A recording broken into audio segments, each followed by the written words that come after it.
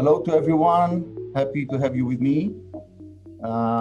Today we're going to speak about the EZgoma, the guided surgery for zygomatic implants and pterygoid implants. This is session 2. We started the session 1 a week ago.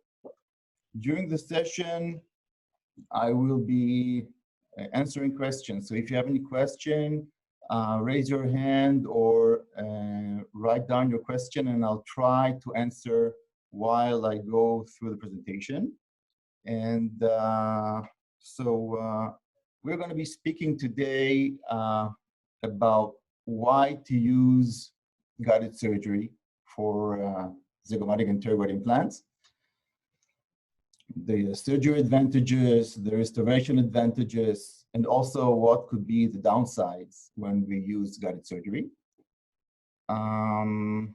We're going to talk about preparations for guided surgery, meaning the CT protocol. How do we get a good CT for us to design a proper guide? So we're going to talk about the field of view and the resolution, and about if we have a denture, how do we CT with a denture, without a denture, and so on, and what is a little bit about the DICOM file.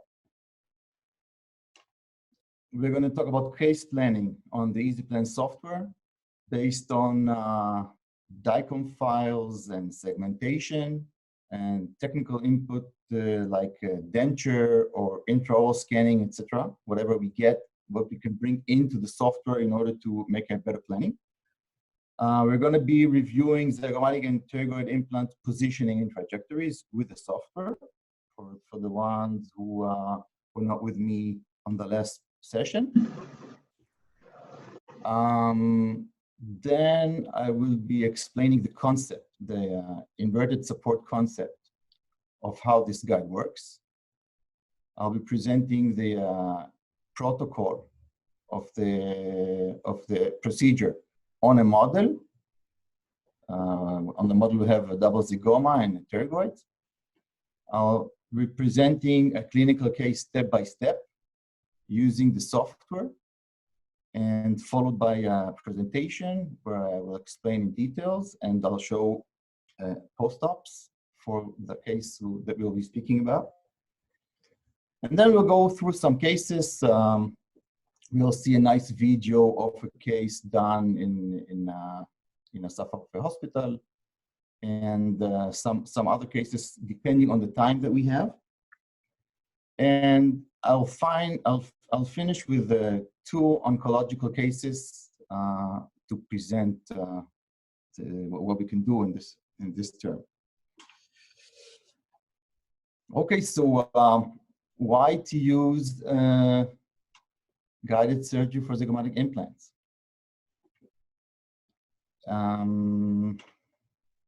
Well, first of all, the need comes from the difficulty of performing the desired drilling trajectory. We talked a week ago explaining those trajectories and how to find them freehand. And when we do it guided, everything is done for us. We can finish a surgery in very quickly, much quicker than we do it freehand. But we will get to that. So let's look at the surgery advantages. First of all, we are having an optimal planning for the implant positioning, because we sit down in front of the computer, the cup of coffee, having a lot of time to think, to do it this way, the other way, completely different than during surgery. So we can do everything in advance, and it's enabling us to an execution of a very well thought of pre-planned implant positioning and trajectory, so we can execute what we desire. And in terms of what happening in surgery to the bone, we give an optimal bone preparation prior to the implant insertion, not like when we do it freehand and we sometimes slip with the drill, or we don't know the right trajectory and we move around, and basically we can mess around with the bone. So in this case, we get very, very nice preparation. And of course, we are increasing the safety factor and preventing human error, which can occur, and minimizing osteotomy surprises. And of course, we make the procedure much faster. Let's look at this in terms of the restoration advantages. First of all, we can now approach restoration-driven case planning, meaning that we will sit down with a cup of coffee and position the implants towards where we want the multi-unit holes to be on the curve of the teeth, okay? And the guided surgery enabled pre-op digital preparation of temporary restoration based on confidence in receiving expected, accurate, pre-planned multi-unit position and orientation.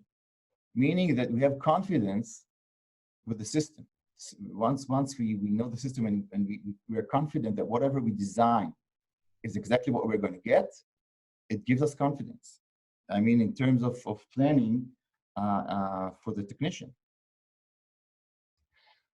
What could be the downside? Well, basically the downside is that everything is based on the CT accuracy.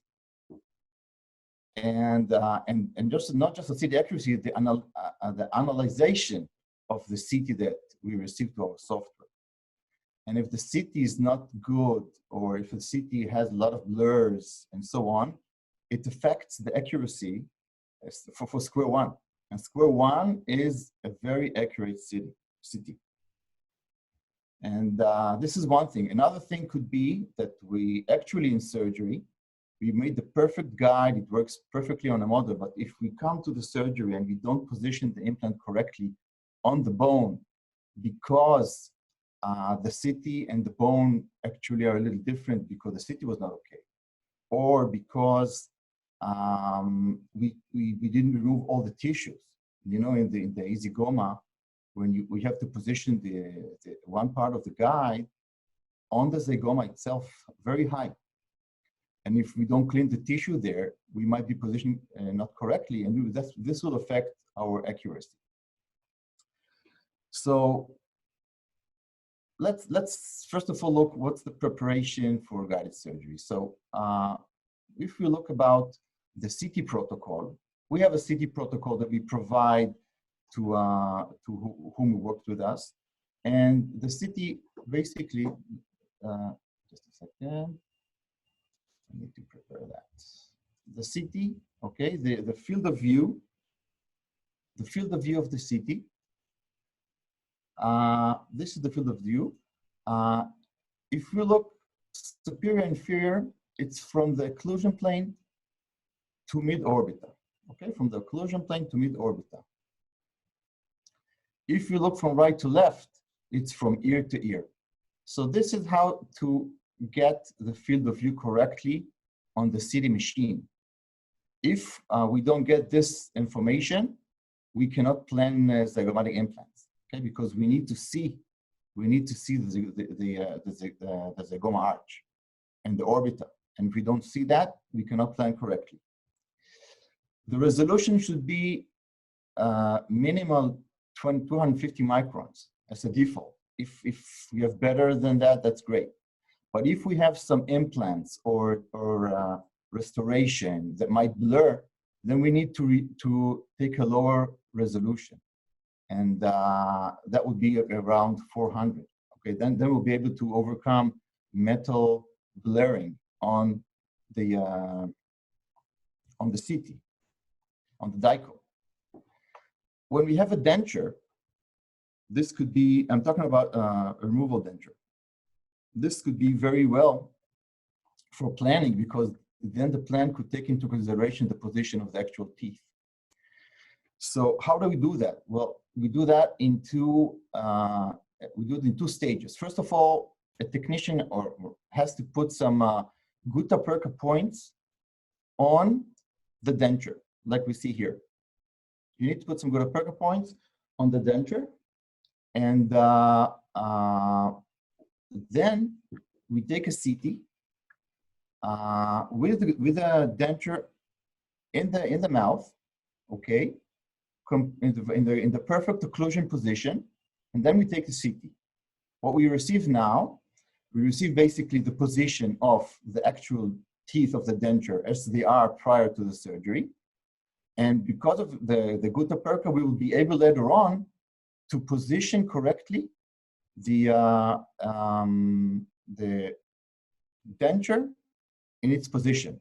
And we do that by the next stage, that actually we need to make a CT scan for the denture only on a tray when we have the occlusion site facing up.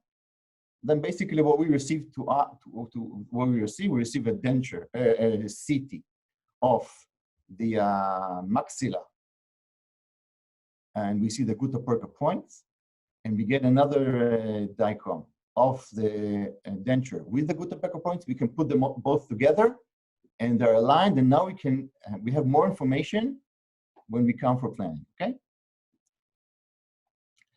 The information of the DICOM, is sent. We have a email address for that. It's called digital@norismedical.com. We receive that. It's advisable, first of all, to speak with your local dealer and tell them that you're going to get a number from us so that we'll be able to follow and go further on. Okay, so step one is done, and we have in our hands a DICOM. Okay, so now I will be switching to another software. Let me just prepare the software for that. What we see in brown here, this is the DICOM.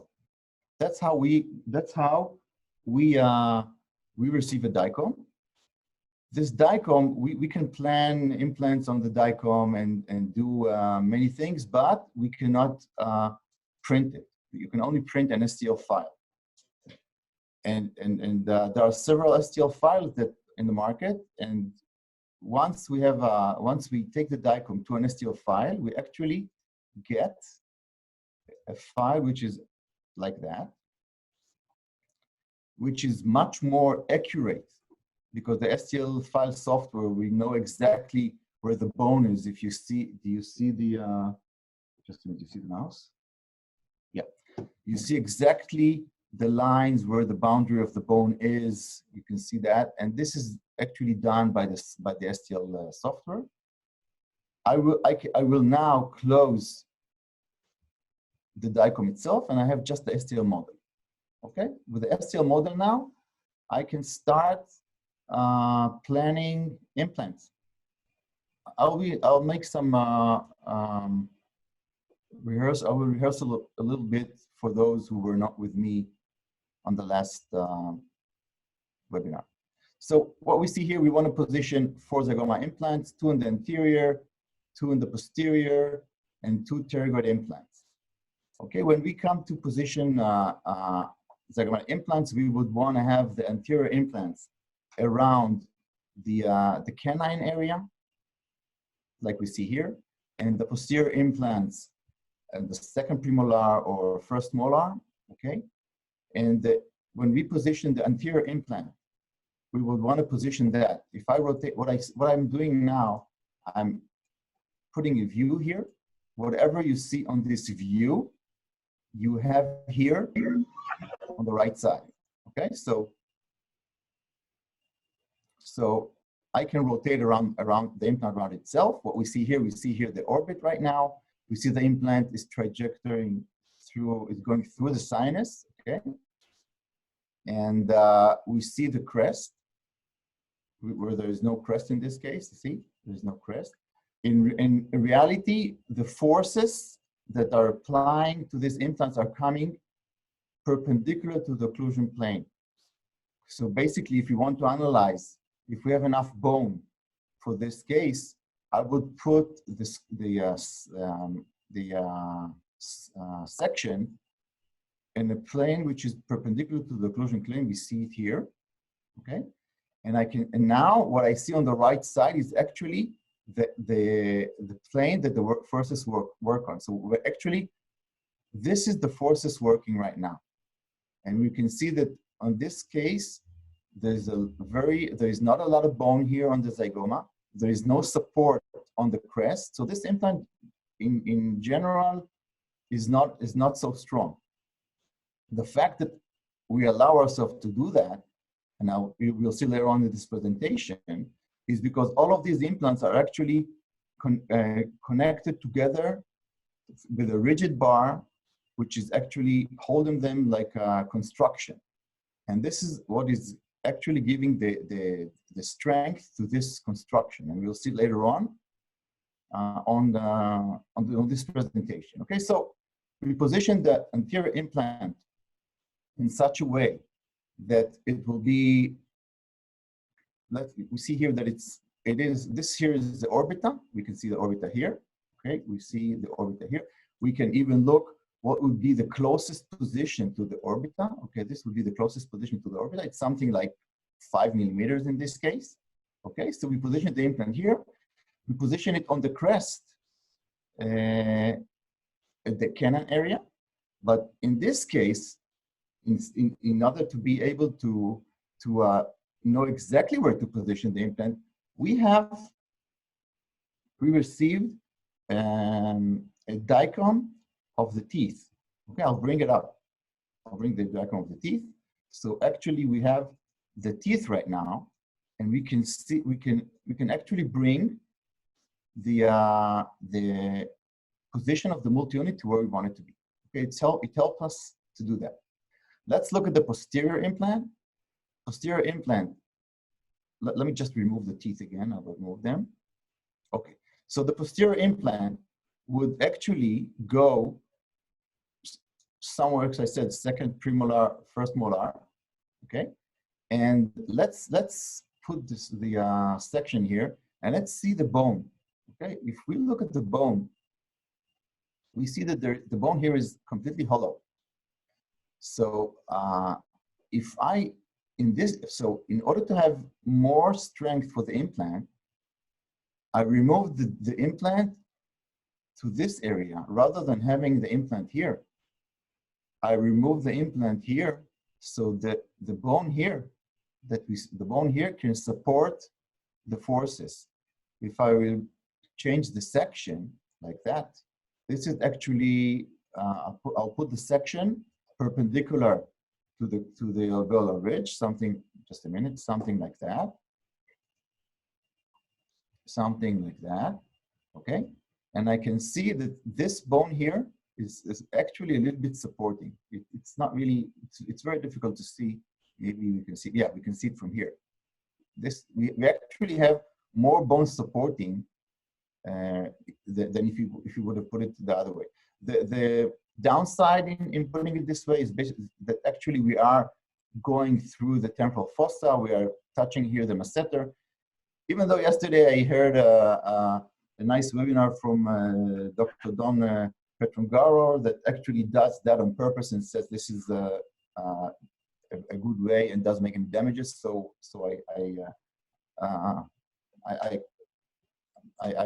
not the only one doing that. Okay. Let's look at the other side. I moved the implant by mistake. Let's just look at the trajectory of the implant on the right side. And again, I will rotate the section so that I will look perpendicular to the crest this way, perpendicular to the crest. And again, what I see here, in this case, I see that there's also a not very long anchorage in the zygoma itself, but there is a somewhat support here on the crest. Not something to write home about, but it is. Okay, let's look at the posterior implant. Okay, posterior implant is actually longer in the bone, but also completely not leaning on the crest. This is a very severe atrophic maxilla. And in this case, I'm showing this case here because doing that case note guided, we can make so many unexpected mistakes here that we can actually lose the implants because we are very short here. So this would be advisable to do guided. If we had a lot of bone here, that would be different, and we have a much bigger margin for mistake. But in this case, we need to be very accurate, so it's really a good case for guided surgery. Okay, just a little bit about pterygoids.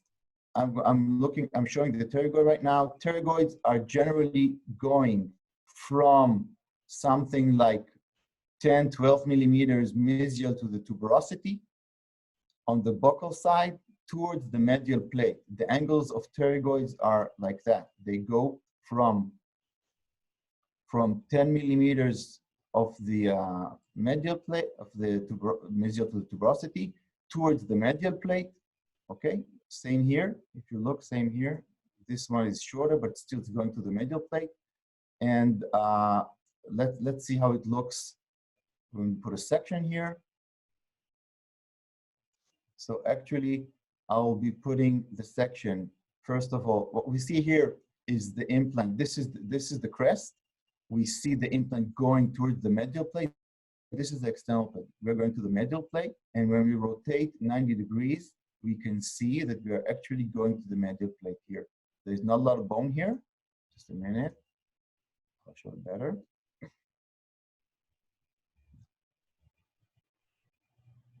Okay, we are going to the medial plate. This is the bone of the medial plate here. This is what we see. Okay, now this implant, the forces that are working on this implant are actually working this way. Okay, this way. Look how much bone we have here when we work this way. Even though that on this angle here, we don't have so much bone, but the implant doesn't work, the implant doesn't work, the forces doesn't work this way. They do not work, they do not tend to take the implant sidewise, okay? What they do is they take the forces apply on the implant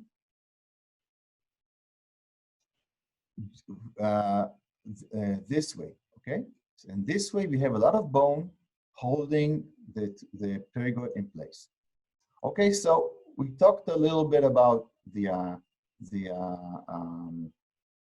how we use the software to position the implant. Let's just come back and call the restoration back, and we can make fine tuning. Eventually, we can make fine tuning to see that we are actually in the right positions. We can decide, okay, I want to move this implant right now because it's not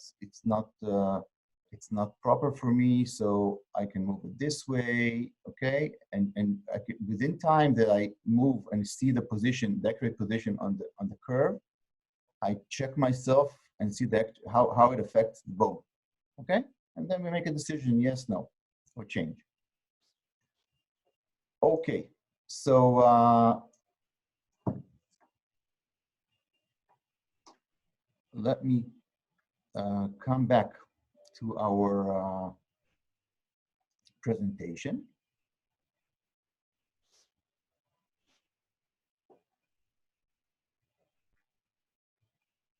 Yeah, we are back on the presentation. Okay, so let's understand what is the basic concept of the guided surgery of what we do. Well, first of all, the EZgoma concept is patented. We have a patent approved in several countries, but it's applied worldwide. And the main idea is what could be a device that will enable us to have accurate drilling. We can do the whole procedure with a guide, pre-drilling, drilling, implant putting inside, multi-units putting inside, and then taking the drill off. Okay, this is basically what this guide could do. And the main idea is like it's working like a billiard pole. When this guy here wants to hit the red ball, he puts one hand here, the other hand far away. This two length of position basically give him the accuracy he needs in order to make this short distance, okay? We do the same. We have what we call an upper support, and which is a half support. It's like it's half open, half closed, and we have a lower support. And these two supports actually, each one of them is can define a cylinder in space. So this one will define the cylinder here, and the lower one will define the cylinder here, where actually the distance between these 2 points is derived by the guide, and this is the remaining distance that we need to drill. So there's a big distance for accuracy, for aiming, and short for drilling. If we try to remember how guides were used to be several years ago, it was very short. These 2 points were very short, and the drilling length was very long. So basically, in this way, we switched it around. Okay.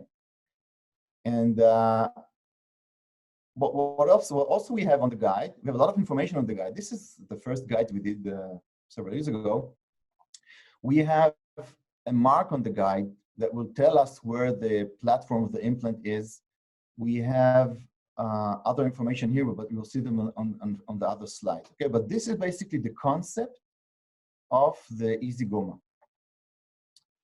So I will show now a video. And let me see if this is a video right now. Yeah. I'm showing now a video. A minute. Yeah. Which is actually showing the procedure. First of all, we take the guide. If I go back, let me just go back a minute. I want to show these tools. Okay. So what we have, you see the model. We have the guides. We have tools that are now set up in a nice kit that will be in the market soon. This is special tool. Each one of these tools has a purpose, and these tools are for the guide. This is the regular tools that comes with our Zygomatic guided kits, small or premium. Okay, so we start with that. First thing we do, we position the guide. After we raise the flap and we make sure we have no tissue here, we position the guide, and we anchor the guide with screws to the position. I want to stop here a minute. This point here, that's what I said before, is that if something can go wrong, it could go wrong here. Why? Two things. First of all, here we have the fibers of the masseter that we have to clean up and make sure that we are positioned correctly. Here, this is something that we don't see very well because we have the cheek above that. So we need to raise the flap above here and make sure we have no tissue between the guide and the bone itself. Okay, so this is very important to check. Okay, so we position the guide with 3 or 4 screws, depending how many positions we have. And once it is in position, we will start the procedure.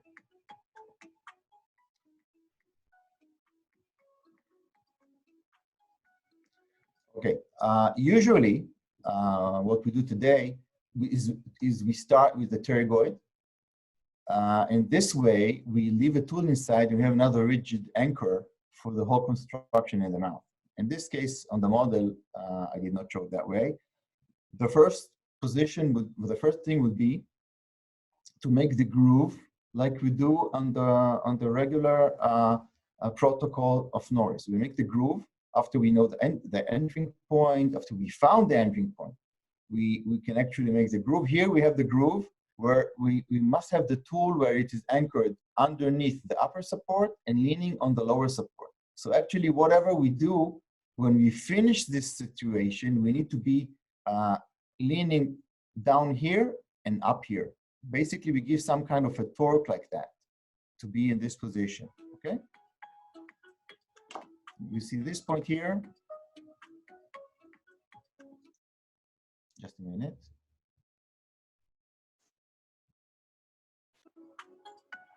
Same thing we do for the posterior implant. We lean here and here. So we have these two grooves on the bone right now. We take a drill.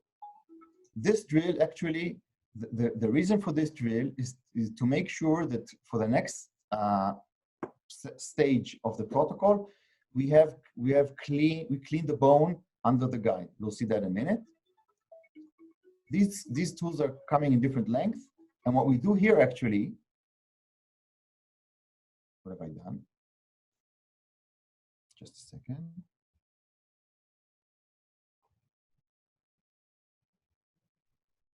Yeah, sorry about that. Let's just take the video forward.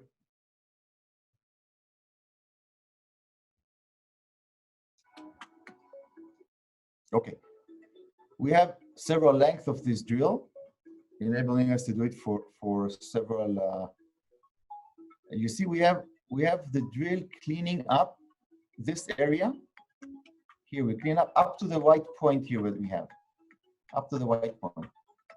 This actually enables us to use a spoon for preliminary drill. We use a spoon that actually will enable us making a drill set concentric to where the actual zygoma will be. So this drill goes all the way through.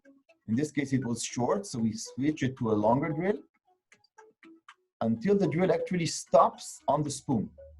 When the drill stops on the spoon, we have made a preliminary hole here that will enable us to position the drill from the set. Here you see again, all the way to the stop here.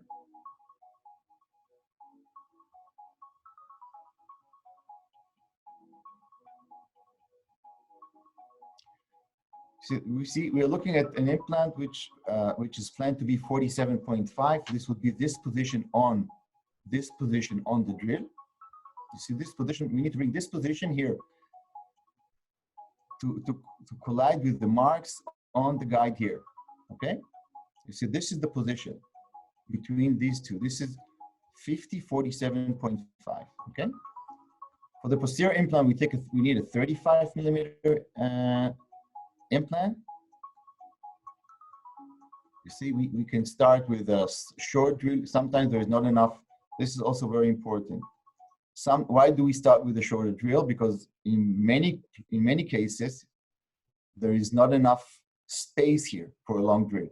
So we would start with a short drill, clear what we have, and then we can take another drill, put it in to what we've already drilled, and then we have enough position to continue, okay?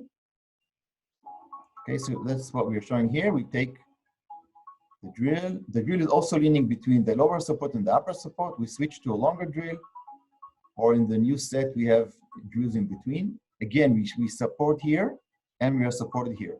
And we perforate. We perforate when actually our line is colliding with the mark.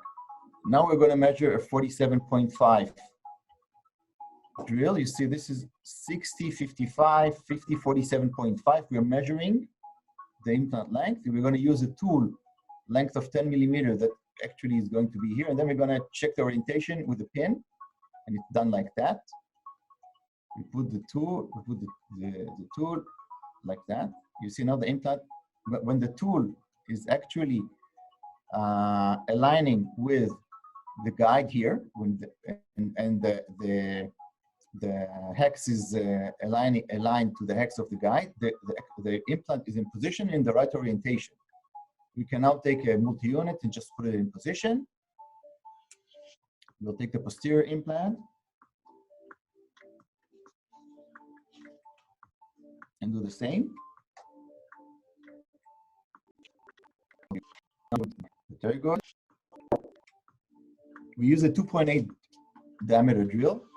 We put a spoon on the sleeve of the guide, and we actually drill all the way, because it's a 25 millimeter implant, we drill all the way to this position, because the distance of the height of the spoon is 25, the implant is 25, so sorry, the distance is 15, the implant is 25, so together it's 40, and this is the length of the implant.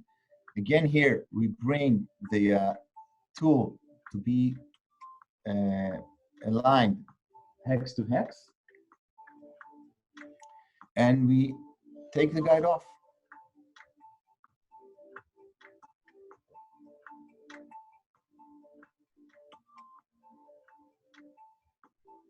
So we actually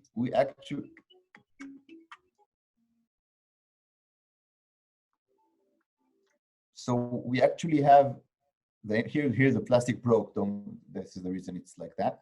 We actually position the two implants and a pterygoid, and this this procedure would take a surgeon, once the guide is inside and so on, will take a surgeon several minutes. Okay, and it is very, very accurate. The positioning here that we receive, I'll show you later on post-ops. Positions here are very, very accurate. We have the accuracy of the multi-unit here within 0.5 millimeters in location, and we also have the correct orientation. So that's what we have. Okay. Let's continue presenting the clinical case step by step. So let's look. We go back to the software that I used before. Okay, so we are back to the software. Before I continue, I see there is no. There is one question here. I'm sorry that I missed. So let me just make a small pause, and I'll answer these two questions that I have. Dear Rami, regarding Zaga class 3-4, you said in the previous lecture that they might be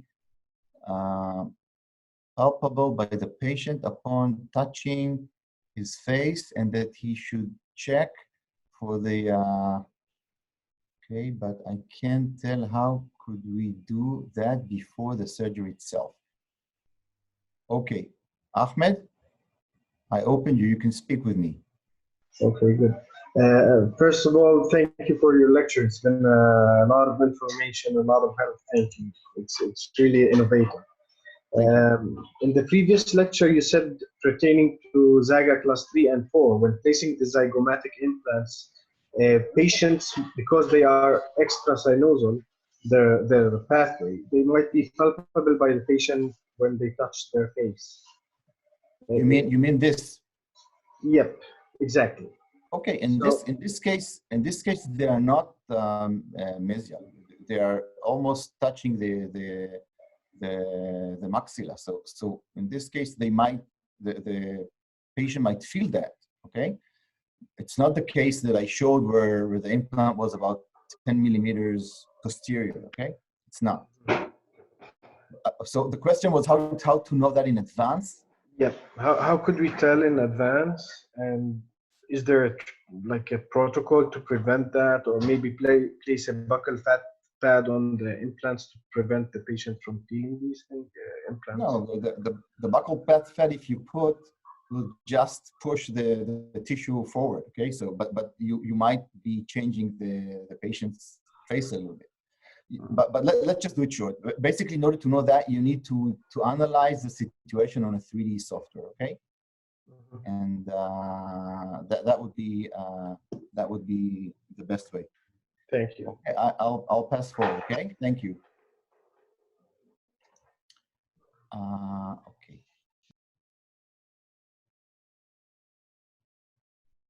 One question is it easy to adapt the guide? I don't know what you mean by adapt the guide. If you mean putting it in place, it is. Once we raise a flap and we remove the bone, the guide goes very easily inside. Another from Einav. Do you take care with the sinus membrane, or you can perforate it? You perforate it.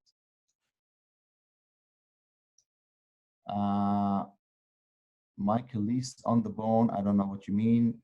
Try to write again later on. Okay, let's continue. So now that we have the plan already in place, we want to see how the guides look like. So I'm not actually going to plan a guide here. It's not done in this software. It's done on a different software. This software is not capable of making guides for zygomatic implants. We do it on a separate software, completely different. But the guide would look like that. If we look at the guide for the right side, it would look like that. We see the guide will be sitting. We're trying to have the guide positioned on the bone wherever we can.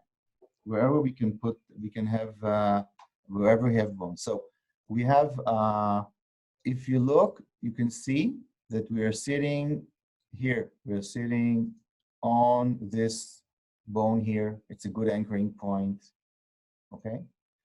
And we're sitting on this, on the entrance to the temporal fossa here, okay? We are positioned here, look, see? So we're here. So actually when the guide is positioned here and there's a boundary here and there is a position here and there is a position here for the pterygoid implant, okay? From the two sides, look here, from the two sides of the crest here, okay? Look at the fingers here. So basically, the guide is positioned very, very accurately. But when it's in position, it will not move. It's actually very, very accurate. Then we fix the guide in points where we first of all define and see that there is enough bone for screws to position to actually hold the guide in position. We try to find these positions, and we also have a point here which is very important. It's to put the guide on the zygoma here, on the zygoma bone here. This is the most important point, because we don't, if this is going to be lifting up, then everything here is going to be not in place.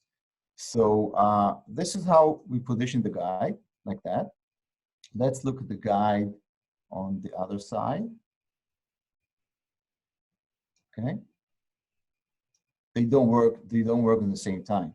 They work on individual time. Okay. But so if you saw what you saw here, it was very quickly. You saw here, you see we don't use the same, we don't use the same hole for the same screw. You see the hole here? This one uses a different hole. Okay. We don't do the same, so we will always have bone to support.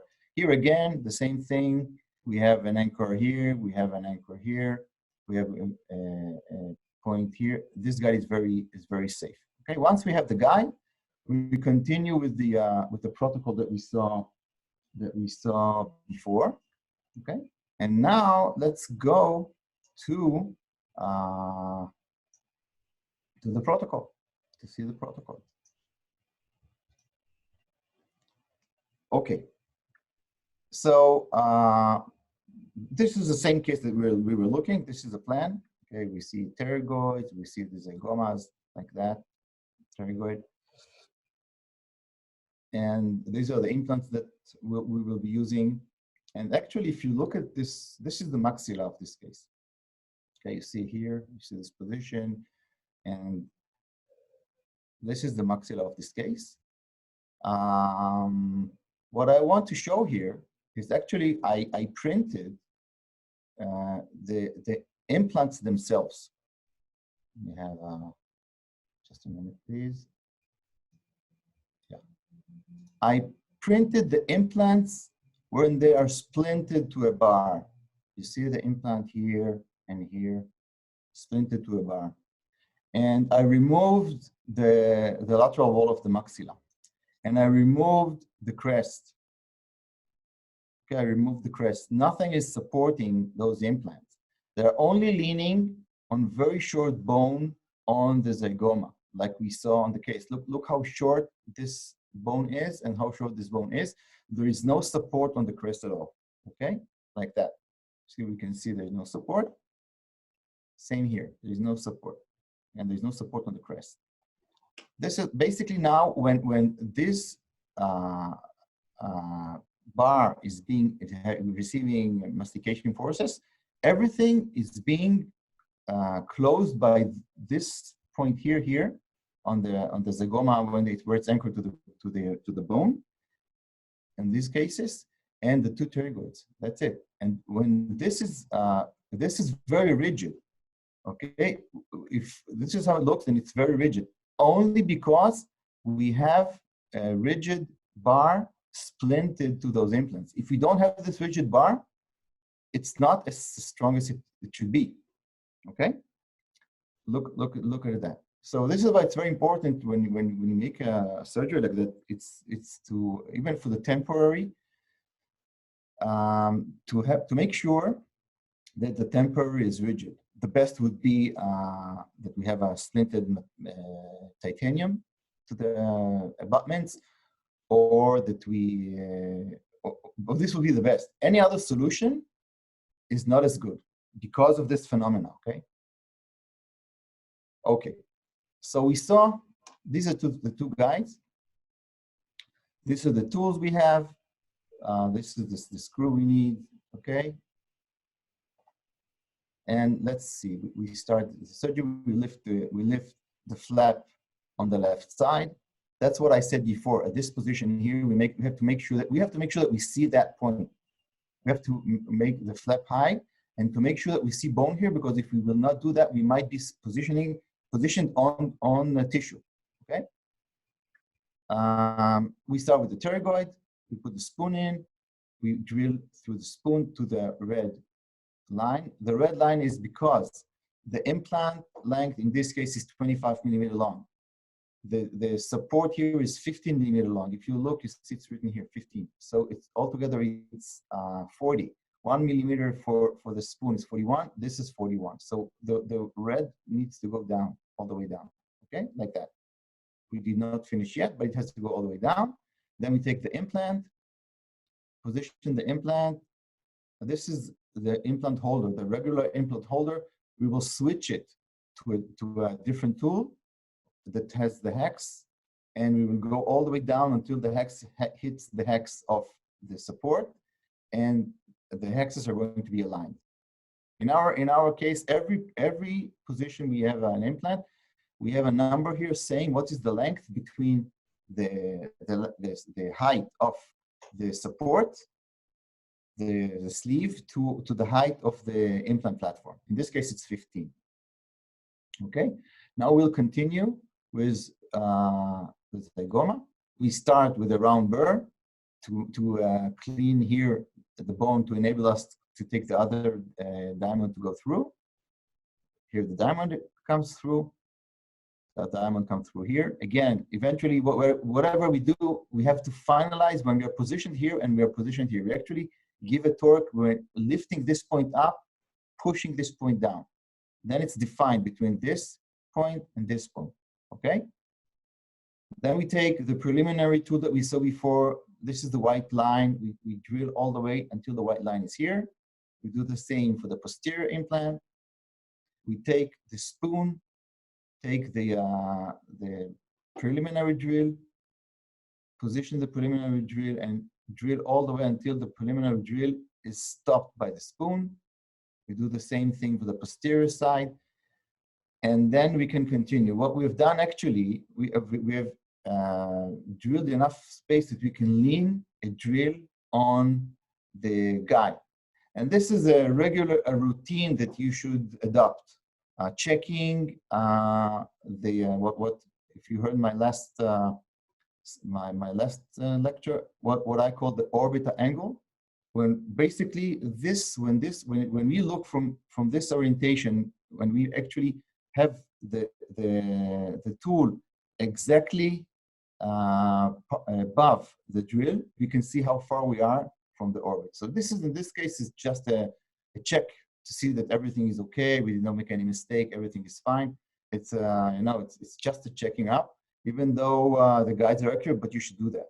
And decided to show that because you always should do that when you do freehand, that's for sure. Okay, so let's continue. Now we take the drill, we put the drill here, we lean it on the lower support and go further into the pre-hole that we have already drilled with a preliminary drill. The pre-hole will enable us putting the drill all the way through until, you see the point here? The point here is where the drill is 4.2 millimeter. And we want to make sure that this point here is underneath the upper support. So that, because if we start drilling before, we are going to be damaging the drill. The titanium here of the guide is going to damage the drill. So we position the drill without rotation until this tip is underneath the upper support. Now we can start drilling, and we're actually drilling, and we are going to stop. We're going to stop when our mark is going to be according to what we need. We see the mark on the guide. We know exactly what distance it should be, and that's where we're going to stop. We're going to stop. I'm sorry, that's not where we're going to stop. That's when we are going to be, when we are approaching this line, we are actually going to feel with our finger that is positioned here on the other side here. We will actually be feeling the tip of the drill in our finger when we come here. So we'll go further, maybe half a line, 2.5 millimeters, just a little more, without making any damage to the tissue when we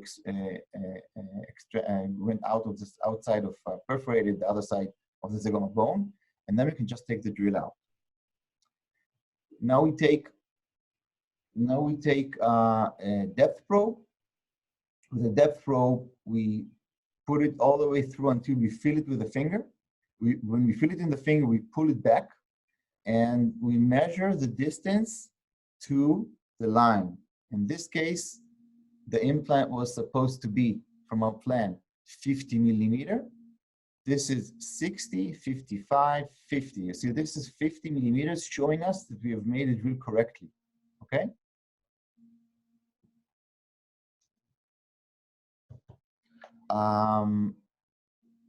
That's how it looks. Once we've done that, we choose a 50 millimeter length implant and position the implant, start screwing the implant inside, switching to a different tool. This is the tool from this is the implant carrier.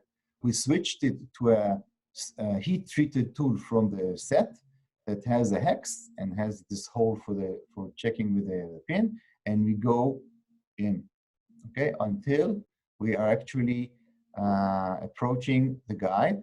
When we look from the side, we see that the hex is like the hex of the guide, and we have the tool, the pin going in, actually making a verification for us that we're in the right orientation. We can see it on a different angle. We can look, this is a mirror, we can see from a mirror. Sometimes it's the only way to see. So we check with the mirror, and we see that we are aligned, and we see that we are okay. Okay. We take, this is the implant position. We take the depth probe and we check the posterior implant. This implant should be 45 millimeters. We cannot see it from this angle, but there is a mark here. And again, this is 60, 55, 50, 45. And we see that this is the implant that we need. We will take the implant and position it in place using the tool. This is the shorter tool, and checking with the pin, and we're in the right position and orientation. Okay, this is what we have. We put a multi-unit. This is not necessarily to put here, but we can put it here because it is advised, because if for some reason something went wrong and we want to move the implant and so on, it's better to have it in this when we have everything around and we can see the lines and so on. So it doesn't make any difference. We can put it one way or the other, but if we do it here, we just have more information because the guide is around us. Okay, so we put the multi-unit, we put the posterior multi-unit, and we take the guide off, and that's what we have. We have that everything is set. And let's go briefly on the right side. we raise the flap. This is the other guide, pterygoid, choosing a 25mm pterygoid. Here it is, already positioned, diamond, implants in position, like that. And then we made the surgeon made a freehand on the anterior to the incisive canal. And this is the case. That's what we have. And this is the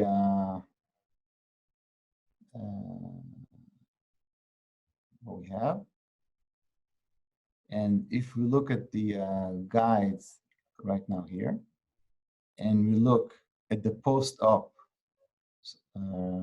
we made a post-op after the surgery. We put the results one on top of the other. This is the post-op. What we see on the left side, we see the orange. This is the post-op. On the right side, this is on the right on the orange is the also post-op. If we just look how they are, you see exactly how they are versus the guide here. You see here and here, and that's how they are versus one to themselves. And let's just see now how they are in space. Look how accurate we have the results here. Okay, we have the pterygoids in position, we have the implants in position, so it is very, very accurate. Very accurate.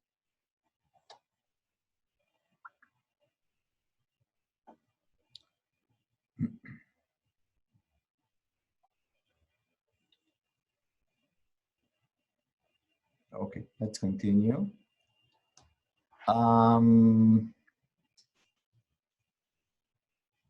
Just a second.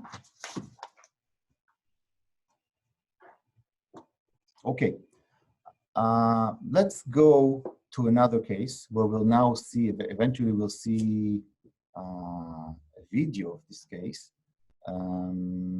We'll see, this is again a semi-atrophic maxilla for zygomas, 2 pterygoids.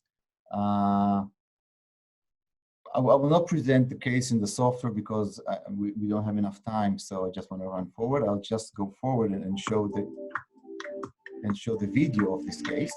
Okay. First of all, we take the denture off.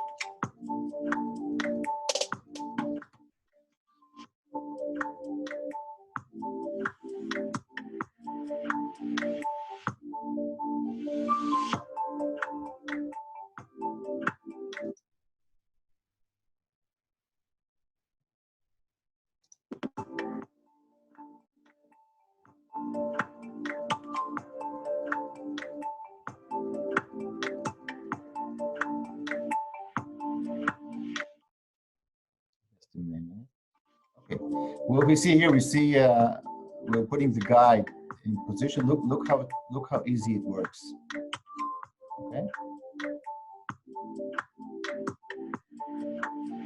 Fixing the guide in position.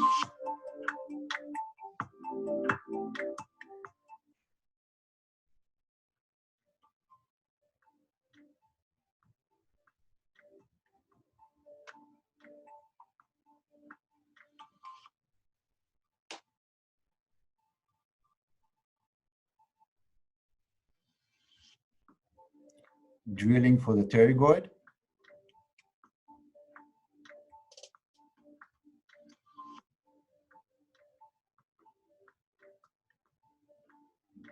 This is the implant holder. We changed the implant holder to a tool, and now we position the implant in place. You see we're grinding.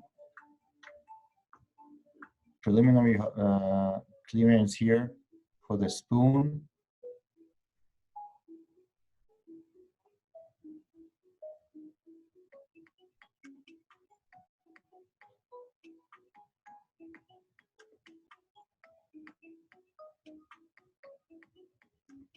Checking. drilling to the right length, implant length.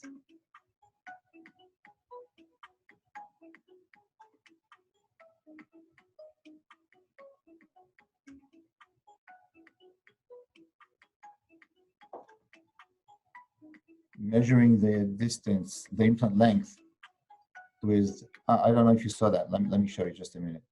You see the finger? You see the finger here? This is exactly what he's doing. Once the depth probe is being pushed, the finger is feeling the depth probe. Let's look at that. You see the depth? You see the finger? This is what I said before. This is where the finger should be all the time. When we drill and when we check, and even when we place the implant, the finger should be there.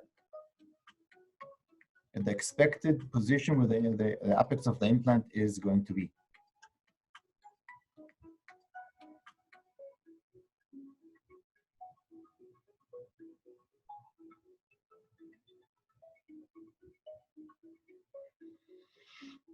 This is showing us the torque. Now it's like above 40, okay?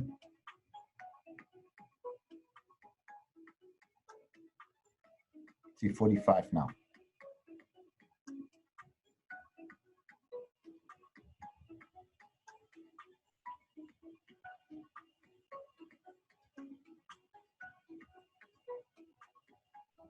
Take off the guide.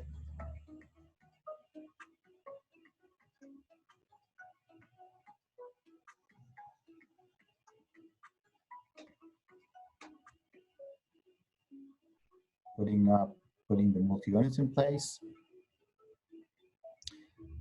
Putting the guide on the left side.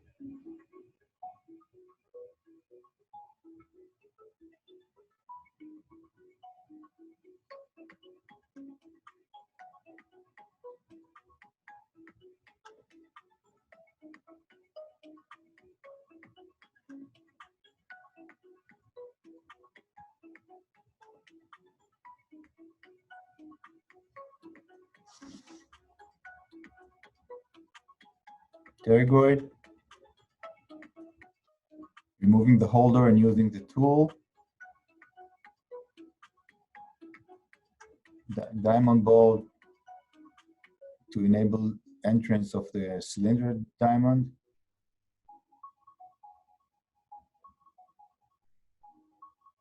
Clearance.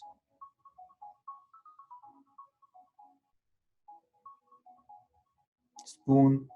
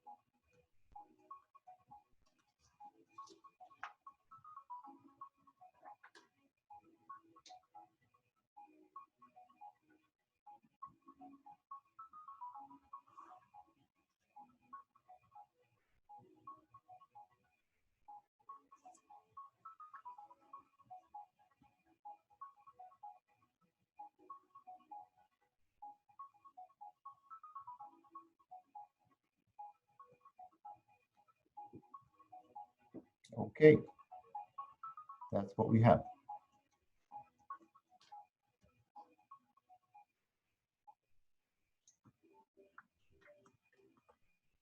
Okay, this is the panoramic. You see how nice it is near the orbit. This is the distance to the orbital rim. Pterygoids. And if we look, this is the post-op. This one, the yellow one, is a post-op. Look how it is versus the guide. And this is how it is. Here we have a little bit, this implant 15, moved a little bit. This is about 1.5 millimeters on the apex. We see that sometime. The reason for that is probably, you can see it here, probably the performance of the drilling, when the drilling was done here, the drill was not linked correctly between the lower support and the upper support. So basically, the drill pulled down. The only way this drill can go wrong is pulling down. It cannot go to the side, it can only go downwards, okay? And this is probably what was here. Pull down a little bit, and we see it here. But it is also, it is something like 1.5 millimeters. You can see that in general, the post-op is very, very accurate. Also, I thought Dr. Petrongaro's approach was very helpful in avoiding any collision between the two zygos implants. If we place a distal implant distally, your thoughts? I agree. It makes life easier. It enables positioning posterior implant, not crossing on anterior implants. When cases like this can be done, then let's do them. We should take into consideration that we are actually going through the temporal fossa, and we have to make sure we don't make any damage to the masseter's muscle over there. But right, it's a very nice procedure. It was also new for me. Okay, Muhammad, I can speak due to the mail. Okay. Okay. Han Choi, sorry I joined 15 minutes late and it may be, can you do dentate cases? Let's see if we can speak with Han. Just a minute. Han. Yeah, hello? Yeah, hello.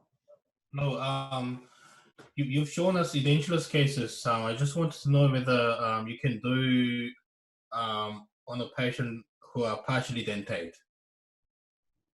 So how can the guide fit when patient has some teeth?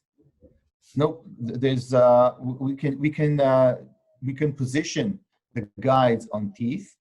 Okay. What we would need intraoral scanning of the teeth, so that we can put them on the DICOM. Yeah. And then we just you'll see in a minute a case where actually I'm positioning the guide on teeth. Okay. Yeah. Okay. Thank you. Thank you.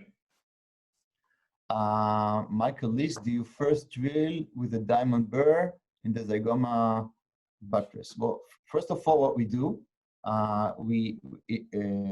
in some cases, we need to start with a diamond ball, and on the upper support, we use the ball to move the bone at the entrance so that it will be possible for the diamond cylinder to go in.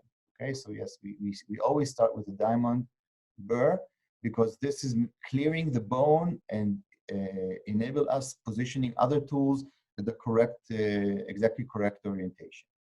Okay, hope I have answered your question. Michael Lees, excellent presentation. Thank you, Michael. You can endorse me on LinkedIn. I'll be very happy. Michael Lees, if one implant is not stable, can you go freehand? Well, if we did it guided and it's not stable and the guide was okay, then basically we do not have, if we are not stable, I don't know what to say, maybe the guide was misplaced. But it is possible to take afterwards the guide off and try to do it freehand. We need to remember that because we have already made some drilling on the zygoma, to change the trajectory, we're actually going to a place that was pre-drilled, and it's not promising to have a good stability there. But you can always try freehand, okay, if you feel that's what you need to do.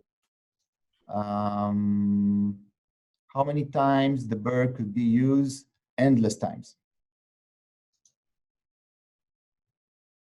Okay, Benjamin Shlomi, is there any concern about pocket formation at the implant neck because it is not in? If you mean by that the bone on the crest will resorb, it could resorb. But that's why when you plan an implant if you have planned an implant, even though you might have some bone on the crest, if the implant doesn't have a lot of anchorage length in the zygoma, you might have a problem. But if the implants, as I said before, are connected rigidly to a splinted bar, it could be okay. But this is what let's say what I can say in this case. Luis, could you add a reduction guide? Of course, we add reduction guide. I didn't put it in the presentation here, but in many cases you need to make a reduction guide. Sometimes, and we do it in a way that once you raise a flap, you use the reduction guide, and then you use the other guides based on what you've removed with the reduction guide. It's very important because sometimes you need to put anterior zygoma implants that cannot be positioned correctly unless you remove the bone on the anterior side, and you need a reduction guide. Balan, pain and healing after procedure. I try to give answers of mechanical. On the mechanical side, I prefer that this question will be answered by a clinician. Okay, anonymous, is EZplan guide software is similar to 3DM software? It's yeah, they are not similar, but they come from the same source. That we have adjustments to us that enable us to do what we do. Alicia, my question: the EZgoma is accurate in the multi-angle abutment. So if the restoration could be done previously, yes. This is the next slide we're going to see. Actually, what we can promise is having the multi-unit in the correct place and orientation to an accuracy of 0.5 millimeters. It enables you, you cannot bring a final restoration rigidly positioned. You need to have the, we'll see it soon, you need to have the holes on the restoration a little bigger, and then they will fit exactly on the multi-unit T-base. And then if you put between them, you put a krill or whatever you need to have it positioned. We'll see it in the next slides. Einer, do you take care with the sinus membrane or you can perforate it? The sinus membrane in the extramaxillary procedure is perforated like in any procedure, and life shows us that it doesn't really make any difference. Okay, I've answered all the questions. Let's continue. Just a moment. Okay, so because we don't have enough time, I will skip this case. I will not show the software.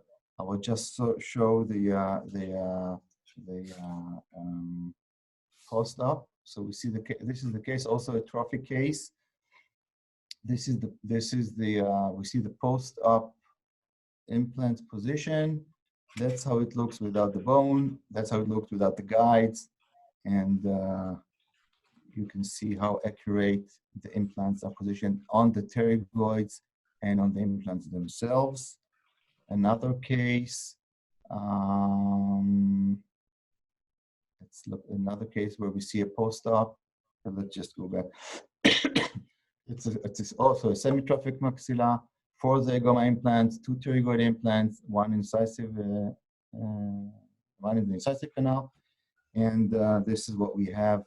Basically, we planned 2, but the surgeon decided to put 1 freehand, and this is the accuracy we have here in the pterygoid. There is a little distance here.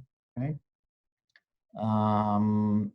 Okay. In this case, I want to show how, in this case, a temporary bridge was prepared prior to the surgery. And this case was, again, 4 zygomatic implants, 2 pterygoids, and 1 in the incisive canal. And let's look what we actually have. This is the guide that I made the surgery to the model because we needed to check this to the restoration that was prepared prior to the surgery. This is the surgery. This is the restoration that was prepared. Look how it sits exactly on the multi-units. We can see it from the side. Okay. Okay, you can see it like that. Look at the positions here. Now, what needs to be done in this case, it was not done, but what needs to be done, these holes here should be wider. So they will enable a little of accuracy here. Okay, it had to be wider. And if this would have been wider, you see, it's not 100% here, you see? It's not 100%.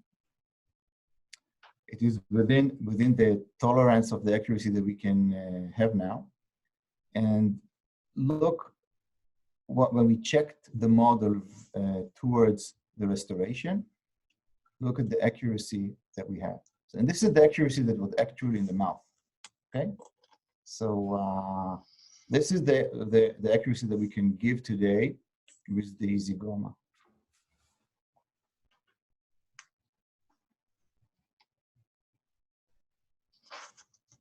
So in this case, this is a T-base. You could just putting acrylic inside here, and it will be very, very strong. Okay.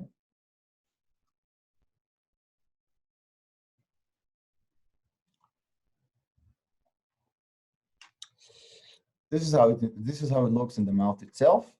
We see the Zygoma implant. We see the position of the denture. This is something that probably, I don't know why it happened, but still it's something that you can overcome on the spot. And that's for that. As we're short of time, I have 2 oncological cases which are very interesting. This is in these 2 cases we had maxillectomy, and in this case of maxillectomy, we actually designed. This was done for a surgeon in the United States, Dr. J. Neugarten, and this is the guide that was designed for this case. These are the implants for the guide. This was designed based on the restoration, and this is how it looks on the model. Okay, and that's pictures from the model and from the actual surgery. And this is post-op. I don't have CT post-op, but this is what we have. Another case, very extreme case, where basically there was a maxillectomy, and then a bone was taken from the fibula and positioned on the missing maxilla here. Okay, this is the case where we printed the negative side. Okay, in order to know where to expect to have the restoration, and the guide was prepared for that. You see the guide, for the one who asked me, the guides are actually positioned on the existing teeth. Okay, and through the guide, basically what was done, the bone that was taken was positioned on the guide. We'll see it in the video. And afterwards, with the guide, the bone was put correctly in position in the mouth. Okay, so what we have the bone drilled this way, like we have the drilling this way. Okay, and we'll see it now on the video. Okay, this is the part from the fibula. You see we are positioned on the teeth. This is a very long surgery, but I'm just showing the part. On the model, the bone was pre-drilled and then connected to the guide. And now this construction positioned the bone correctly in the mouth, where later on the drilling process was through the bone, putting the Zygoma implants through the bone that way.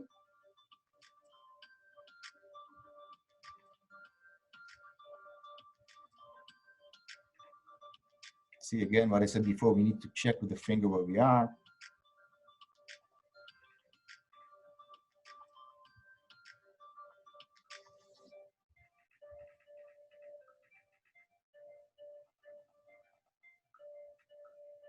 Okay, so for the first drill, in position, see the mark.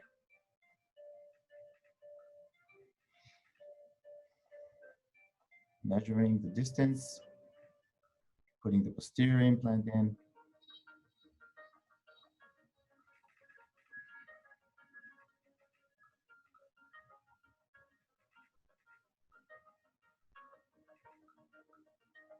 And taking out the guide.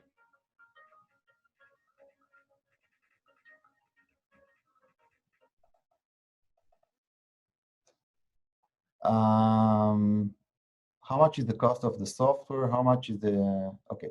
I suggested everything in terms of costs. You speak with a local dealer that works with you. I don't want to answer this question here, so I will not answer that. When will Noris be available in Australia and New Zealand? Well, we're not there yet. In terms of regulation and registration, it's something that we need to work on, but we are still not there. But anyway, if you need to have zygomatic implants and guided surgery, you can contact us directly, and we do sell there directly. So please be in contact with our website. Thank you.